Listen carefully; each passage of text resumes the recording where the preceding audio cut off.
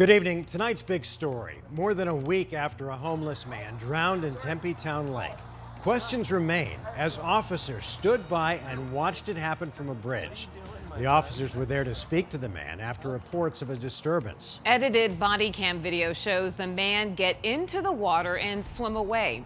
The video ends and a transcript shows that the man was pleading for help, saying that he was going to drown, but the officers did not go in. Now the officers involved are on leave and an investigation is underway. As Team 12's Michael Doudna reports, now the city's rescue protocols are under scrutiny following this tragedy.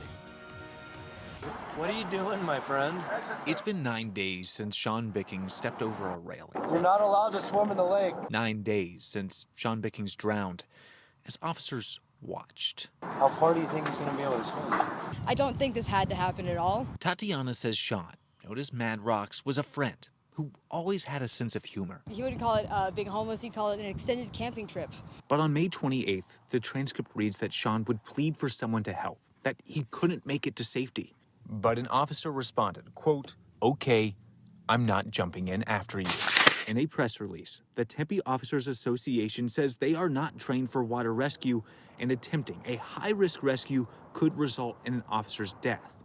So they followed protocol and called a rescue team. How come there's no life-saving equipment available anywhere in the area, as far as the eye can see, in the case of an accident? Ben Jeffrey lived on the streets with Sean for 3.5 years, and he's right. There are no life preservers on Tempe Town Lake. Nothing to throw to Sean as he struggled to stay afloat. What he said in his last words were, "Help me, please."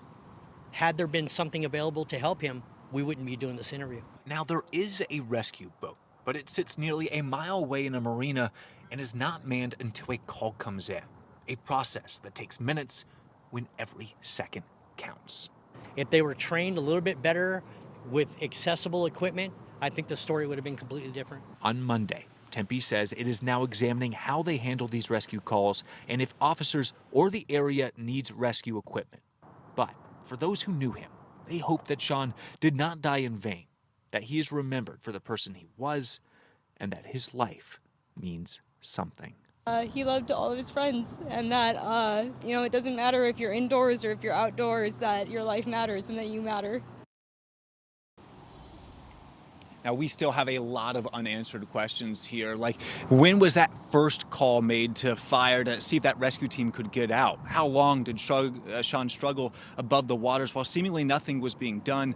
And why did it take nearly 5 hours for them to finally pull his body out from the lake? Now, those questions are still unanswered, as a final review being conducted by DPS and Scottsdale PD is not expected to be completed for weeks. Now, we also did ask for the full unedited body camera footage in the effort of full transparency. Tempe says that they will be releasing that body camera footage, but it will be a slightly edited version. We're live in Tempe. Michael Doudna, 12 News.